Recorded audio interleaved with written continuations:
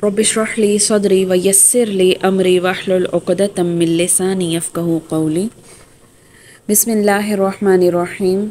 या अय्युहल्लज़ीना, ए लोगो जो आमनु ईमान लाए हो, औफ़ू पूरा करो, बिल उक़ूद अपने वादों को, उहिल्लत हलाल किए गए, लकुम तुम्हारे लिए, बहीमतु चौपाए, अनआमी मवेशी यानी चरने वाले जो मवेशी हैं वो तुम्हारे लिए हलाल किए गए, इल्ला मगर माँ जो युतला पढ़ी जाती हैं, अलैकुम तुम्हारे ऊपर, गैर मुहिल्ली ना हलाल जानने वाले, सईदी शिकार को, व अंतुम और तुम हुरुम एहराम बांधे हुए हो, इन्ना बेशक अल्लाह यहकुमु हुक्म देता है, मा युरीद वो जो चाहता है। तो सबसे पहले आयत में या अय्युहल्लज़ीना आमनु औफ़ू बिल उक़ूद, यहाँ पर यहूद की बदअहदियों और अहद शकनियों के बायस कई ऐसे मकामात हैं जहाँ पर कहा जा रहा है कि अपने वादों को पूरा करो। अपने वादों को पूरा करने के मुताल्लिक़ ईमान वालों को आगाह किया जा रहा है कि हर सूरत अपने वादों को पूरा करो। अगली आयत, इसी आयत के अगले हिस्से में उहिल्लत लकुम बहीमतुल अनआमि इल्ला मा युतला अलैकुम गैर मुहिल्लिस सैदी व अंतुम हुरुम। तो यहूदियों पर बहुत सी हलाल चीज़ें हराम की गई थीं। तो इस सूरत में हलाल और हराम के अहकाम बयान करने से पहले क्या कहा जा रहा है कि अपने मुआहिदों को पूरा करने की तरफ ध्यान दो। यानी अगर तुमने कोई वादे कर रखे हैं, यानी चाहे वो वादा अल्लाह ताला से किया हो, लोगों से किया हो, ख़रीदो फ़रोख्त के मुतालिक हो, निकाह या मंगनी वगैरह के मुतालिक हो, अपनों से ताल्लुक़ रखता हो या गैर मुस्लिम से, सुलह से मुतालिक हो या जंग से, चाहे वो मुसलमानों से है या गैर मुस्लिम से, हर तरह के मामलात को पूरा करने का हुक्म दिया जा रहा है। बहीमतुल अनआम से मुराद ऊँट, गाय, भेड़, बकरी वगैरह लिए जा रहे हैं। और बहीमा वो जानवर हैं जिनका गुजारा घास पर होता है। इस तरह वो तमाम जानवर इसमें शामिल हो जाते हैं जो नबाताती ग़ज़ाओं पर परवरिश पाते हैं। इसके अलावा यहाँ से ये बात भी वाज़े हो गई कि जो जानवर गोश्त खोर हैं वो सब हराम है, जिन्हें आम ज़ुबान में दरिंदे कहा जाता है। फिर क्या, गैर मुहिल्लिस सैदी व अंतुम हुरुम, एहराम क्या है? यानी कि मगर जब तुम एहराम में हो, हज के एहराम में, तो शिकार को हलाल ना जानो। एहराम वो लिबास जो हज और उम्रा करने वाले अपने मीक़ात से बांधते हैं, और ये मर्दों के लिए सिर्फ़ एक तहबंद और एक चादर पर मुश्तमिल होता है, और औरतों के लिए उनका आम लिबास ही क्या होता है, एहराम होता है। एहराम की हालत में उन्हें कोई चीज़ चेहरे पर नहीं डालनी है। एहराम की हालत में चंद पाबंदियां हैं कि खुशबू या जीनत की चीज़ें इस्तेमाल नहीं कर सकता, और ना ही अपनी बीवी की तरफ रग़बत कर सकता है। फिर क्या कहा जा रहा है कि एहराम बांधने वाला जो है, ना तो वो ख़ुद शिकार कर सकता है, ना ही दूसरे को शिकार करने में मदद कर सकता है। अलबत्ता शिकार करदा जानवर से कुछ खा लेने में कोई हर्ज नहीं है। फिर हिल्लत और हुर्मत के मुतालिक क्या बताया जा रहा है कि यानी वो चीज़ जो चाहे हलाल है, लेकिन एहराम की हालत में शिकार करना जो है, उसका जो जानवर है, अब वो तुम्हारे लिए क्या हो जाएगा, हराम हो जाएगा।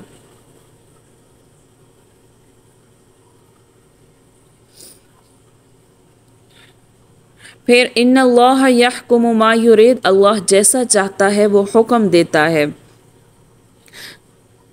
आगे, या अय्युहल्लज़ीना, ए लोगो, आमनु जो ईमान लाए हो, ला तुहिल्लु मत बेहुरमती करो, शआइरल्लाहि अल्लाह की निशानियों की, वल शहरा और ना महीने की हरामा हरमत वाले, वलल हदिया और ना उस जानवर की जो क्या है कुर्बानी का जानवर है, वलल कलाइद और ना वो जिनके गले में पट्टा डाल दिया गया है, वला और ना आमीना कसद करने वालों, बैता घरों में, हरामा हरमत वाले, यबतगूना जो चाहते हैं, फ़ज़लन फ़ज़ल में रब्बिहिम अपने रब का, व रिज़वानन और उसकी रज़ा।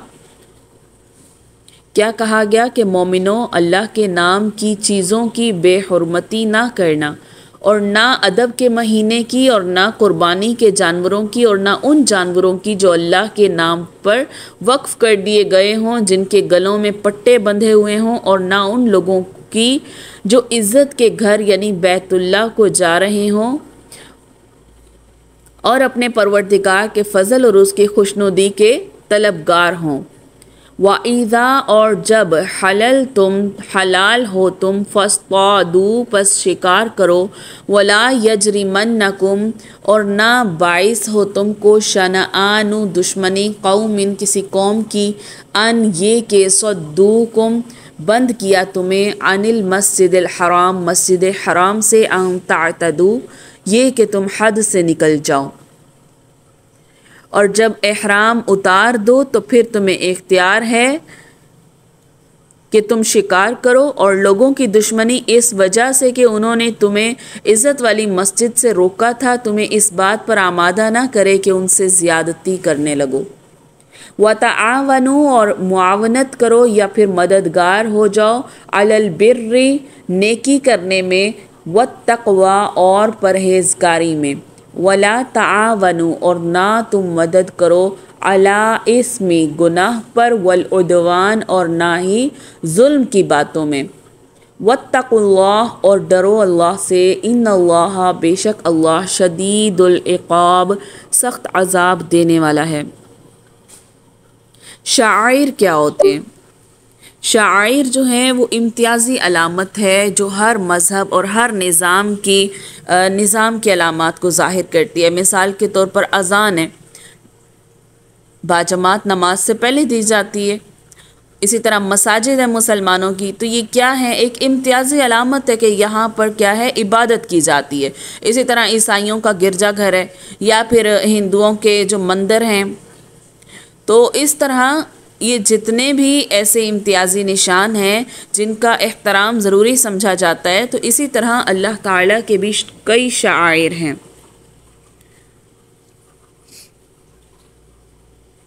तो क्या कहा जा रहा है कि अल्लाह के नाम की चीज़ों की बेहुरमती मत करो, और ना अदब के महीने की, और ना कुर्बानी के जानवर की, वल शाहरुल हराम और ना हुर्मत वाला महीना, वलल हदिया हदिया के मुतल्लिक हदी आपको याद होगा हमने दूसरे पारे में पढ़ा था, कुर्बानी वाला जानवर जो हज के लिए साथ रखा जाता उसे हदी कहा जाता है। वलल कलाइद और ना वो जानवर जिनके गलों में पट्टे डाले जाते हैं। तो सबसे पहले हुर्मत के महीने कौन से हैं? 4 महीने ज़िलक़ादा, ज़िलहज्जा, मुहर्रम और रजब। इनके हुर्मत का मतलब ये है कि इन महीनों में अहले अरब लूट मार और लड़ाई वगैरह से बाज रहते थे।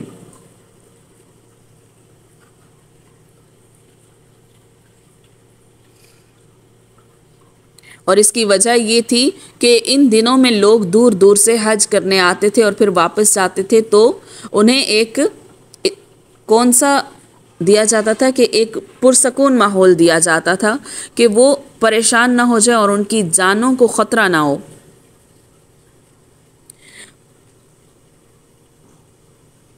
फिर रजब वाला महीना जो है हुर्मत वाला महीना करार देने की उसकी वजह ये थी कि इस महीने में लोग बैतुल्लाह के लिए नजराने लाया करते थे और काबा के जो रखवाले थे वो नजराने वसूल किया करते थे। तो अगर बज़ाहिरन देखा जाए तो ये सब कुछ काबा शरीफ के एज़ाज़ की वजह से था, और काबा के रखवाले काबा की वजह से कई किस्म के सियासी, मुआशी और माशरती फ़ायदे भी उठा रहे थे कि तहाइफ़ की सूरत में उन्हें बहुत इससे नफ़ा हासिल हो रहा था। और कुरैश मक्का के काफ़िले तो सारा साल ही बेखौफ व ख़तर जो है वो आ जा सकते थे, उनकी तरफ कोई आंख उठाकर भी नहीं देखता था, क्योंकि उनके मुतालिक ही कहा जाता कि ये कौन है, बैतुल्लाह के रखवाले हैं। तो बैतुल्लाह की हुर्मत जो है ये हर उम्मत के दिल में ये शुरू से पाई जाती है, क्योंकि हज़रत इब्राहीम अलैहिस्सलाम के दौर में जब बैतुल्लाह बनाया गया और उसके बाद यहूदी, ईसाई और जितने भी कौमें आईं तो उनके दिलों में बैतुल्लाह की हुर्मत जो है सबके लिए थी। तो यहाँ पर कुरैश जो कि क्या थे कि बैतुल्लाह के रखवाले थे, तो इसलिए वो बेखौफ ख़तर आया जा सकते थे तिजारत की गर्ज से, और उन पर कोई आंख उठाकर भी नहीं देखता था, सिर्फ इस वजह से कि वो क्या है, बैतुल्लाह के रखवाले हैं। फिर दूसरे नंबर पर हदिया यानी हदी का जिक्र आया, यानी वो कुर्बानी के जानवर जो कुर्बानी के लिए काबा भेजे जाएं। तीसरे नंबर पर कलाइद का जिक्र, यानी कि ये सब चीज़ें अल्लाह के शाइर हैं, और कलाइद से मुराद वो पट्टे हैं जो काबा भेजे जाने वाले कुर्बानी के जानवरों के गले में डाल दिए जाते थे एक निशानी के तौर पर, क्योंकि अगर किसी का अगर जानवर गुम भी हो जाता रास्ते में तो उसके गले में पट्टा यानी कि एक ख़ास निशानी के तौर पर डाला जाता, ख़ास रंग का, कि ये कुर्बानी के लिए मुख्तस किया गया जानवर है। तो कोई उसे नुकसान नहीं पहुंचाता था, कोई उसके ऊपर लूट मार नहीं करता था, कोई उसे शिकार नहीं करता था। तो इसलिए क्या कहा जा रहा है, काबा भेजे जाने वाले कुर्बानी के जानवर जिनके गले में पट्टे डाल दिए जाएं। इसके अलावा तमाम मनासिक हज भी जो हैं, यानी यहाँ पर है वला आमीन अल बैत अल हराम, और हुर्मत वाले महीने इज़्ज़त के महीने में, और क्या है, यब्तगून फ़ज़लन मिन रब्बिहिम व रिज़वाना, और अपने परवरदिगार के फ़ज़ल और उसकी खुशनुदी के तलबगार हों। तो अब क्या कहा जा रहा है कि हुर्मत वाले महीने में अल्लाह के जितने भी शाइर हैं, जितने भी मनासिक हज हैं, वो सारे इसी में शामिल हैं।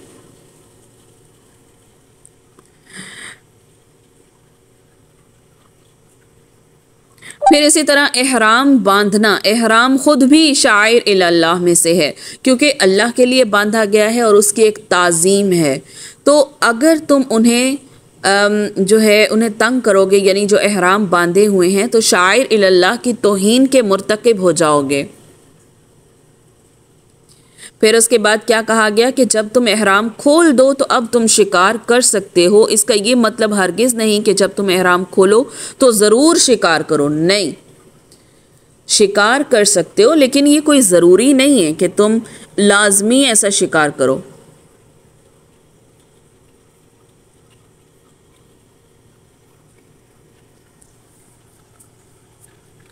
फिर यहाँ पर कहा जा रहा है कि अगर तुम अपने रब का फ़ज़ल और उसकी खुशनुदी के तलबगार हो और जब एहराम उतार दो तो शिकार करो। यहाँ तक वाज़े हो गया। वला यजरिमन्नकुम शनआन कौमिन अन सद्दूकुम अनिल मस्जिदिल हराम, और लोगों की दुश्मनी इस वजह से कि उन्होंने तुम्हें बैतुल हराम से रोका था। तो ये कब रोका था? जब वो कहाँ जा रहे थे, हज की नीयत से गए, लेकिन उनको रोक दिया गया।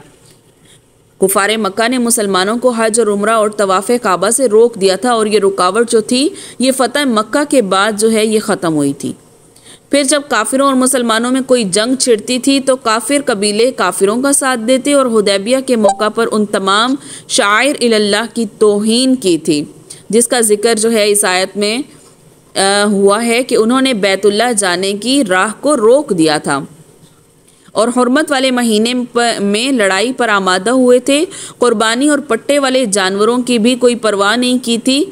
तो इसलिए मुसलमानों के दिल में ये ख्याल आ सकता था कि वो काफिर कबीले जो हैं, जो काफिलों की शक्ल में हज और उम्रा करने जाते हैं और मुसलमानों के पास से गुजरते हैं, वो भी इनको ऐसा नुकसान दें, उनको रोकें, उनका माल लूट लें। तो अल्लाह ताला ने यह आयत नाजिल फरमाकर ऐसे ख़यालात से भी मना फरमा दिया कि अगर तुम अल्लाह की खुशनुदी के तालिब हो तो दुश्मनी की गर्ज से उनसे ज़्यादती ना करने लगो, उनमें मार पीट ना डाल दो, उनमें किसी किस्म की लूट मार ना डाल दो। फिर अगर चाहे वो क्या हैं, काफिर और मुशरिक हैं, लेकिन वो ये देखो कि वो जा कहाँ रहे हैं, वो नेकी और तकवा का काम करने जा रहे हैं। तो उनकी ज़िंदगी में नेकी और तकवा का जो हिस्सा बाकी रह गया है, क्योंकि जाहिर से बात है हर दौर में बैतुल्ला का हज या बैतुल्ला के चक्कर जो है तवाफ़ काबा, ये हर यानी जितनी भी कौमें थीं सबके ऊपर था। तो इसलिए कहा जा रहा है कि अगर वो नेकी और तकवा का काम करने जा रहे हैं तो उनकी ज़िंदगी में अगर नेकी और तकवा का थोड़ा सा हिस्सा बाकी रह भी गया है तो उनको उनका ताउन करो, बजाय उनके ख़िलाफ़ कोई दुश्मनी करने के।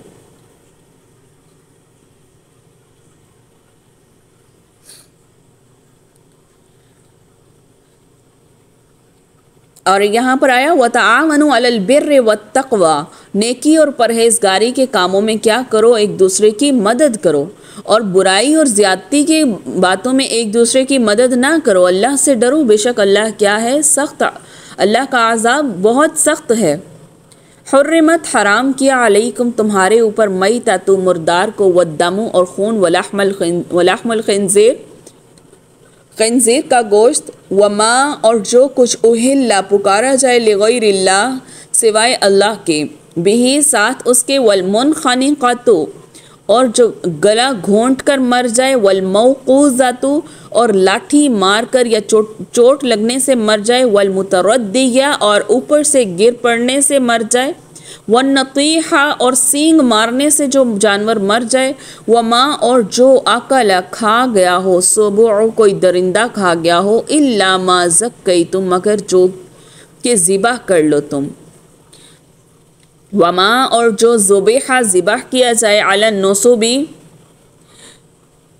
किसी नसब पर, व अन तस्तक़सिमू और ये कि किस्मत मालूम करो, बिल अज़लाम तीरों के साथ, ज़ालिकुम ये फ़िस्क़ुन ये सब गुनाह वाले काम हैं, अल यौमा आज के दिन, या ईसा नाउमीद हुए, अल्लज़ीना वो लोग जो काफ़रू जिन्होंने कुफ्र किया, मिन दीनिकुम तुम्हारे दीन से, वला तख़शौहुम और मत डरो उनसे, वख़शौनी और मुझसे डरो।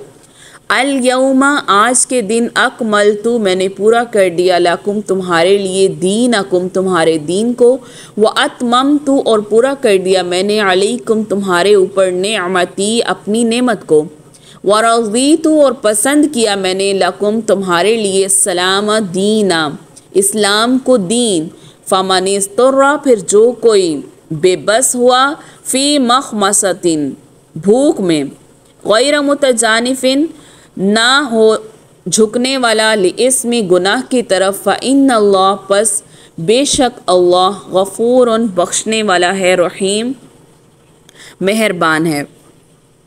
तो सबसे पहले यहाँ पर हुर्मत बताई जा रही है उन चीज़ों की जो अल्लाह ताला ने हराम कर दी।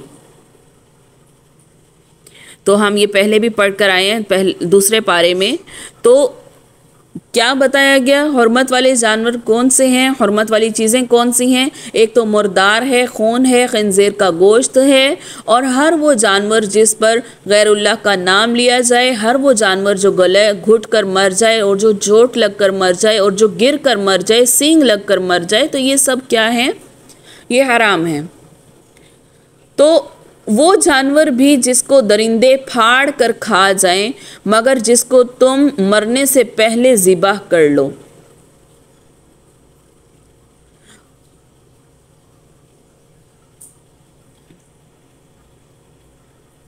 इस आयत में जिन हराम करदा चीज़ों का जिक्र है वो हम पहले भी सूरह बकरा में पढ़ चुके हैं। यहाँ पर खून हराम है इसलिए कि मौत की हर वो सूरत जिसमें खून जिस्म से निकल ना सके वो भी हराम होगी। इसके बाद 4 सूरतें जो जिक्र हुई कि गला घोंट कर मरे, या फिर गला दबा कर या मरोड़ कर मार डाले, या रस्सी का फंदा लग जाए, या गर्दन किसी दरख्त की शाखों में फंस जाए और जानवर मर जाए, और दूसरा कि उसके सर पर चोट लग जाए या उसे किसी चीज़ से ठोकर लगे और वो मर जाए।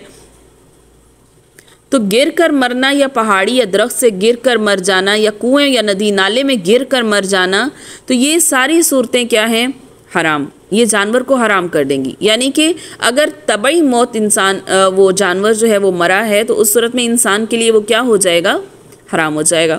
चौथी सूरत के सींगदार जानवर अपने सींगों से लड़ें और उनमें से अगर कोई मर जाए तो अब ये सब मुर्दार हराम हैं।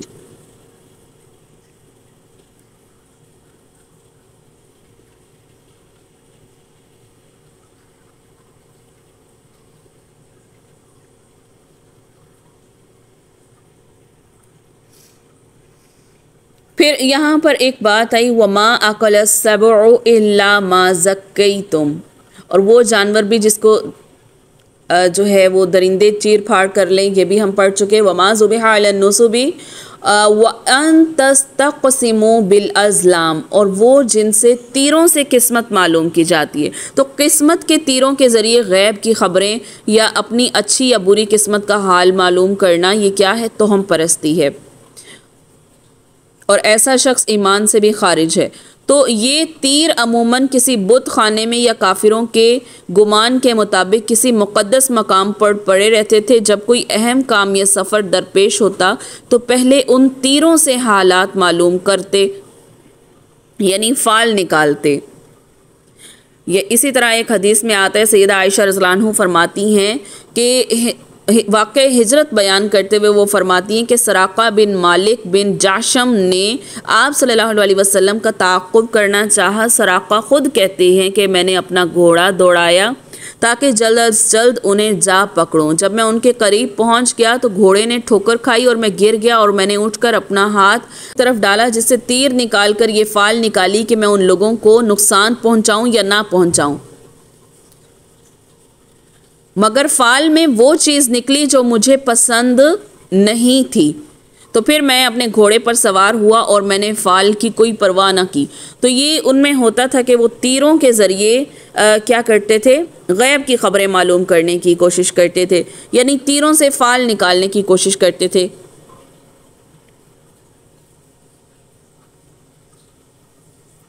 फिर उसके बाद अल्लाह ताला ने क्या फ़रमाया कि आज के दिन मैंने क्या किया? तुम पर तुम्हारे दीन को मुकम्मल कर दिया और तुम्हारे लिए दीन इस्लाम को पसंद फरमाया।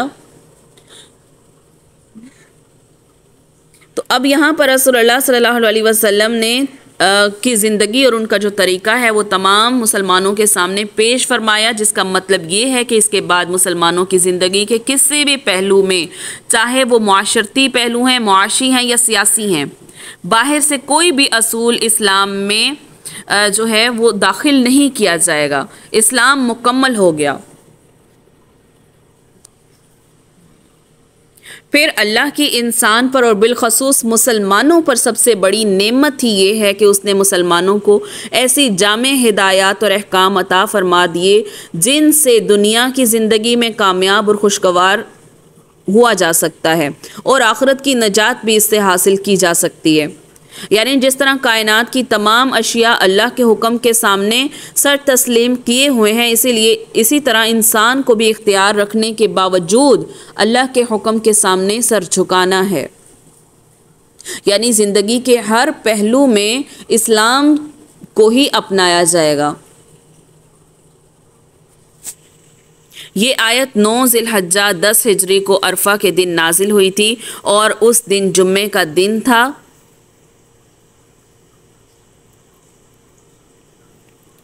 यहूदी लोग सैयदना उमर रज़ियल्लाहु अन्हु से कहने लगे कि तुम एक ऐसी आयत पढ़ते हो, अगर वो आयत हम यहूदियों पर नाजिल होती तो हम उसे ईद का दिन मुकर्रर कर लेते। तो सैयदना उमर रज़ियल्लाहु अन्हु ने कहा कि ये आयत कब और कहाँ उतरी और उस वक्त आप सल्लल्लाहु अलैहि वसल्लम कहाँ तशरीफ़ रखते थे? ये आयत अरफा के दिन उतरी और हम उस वक्त अरफात में थे। तो एक रावी के मुतल्लिक कहा जाता है कि वो कहते हैं कि मुझे शक है कि उस दिन जुम्मा था या कोई और दिन था।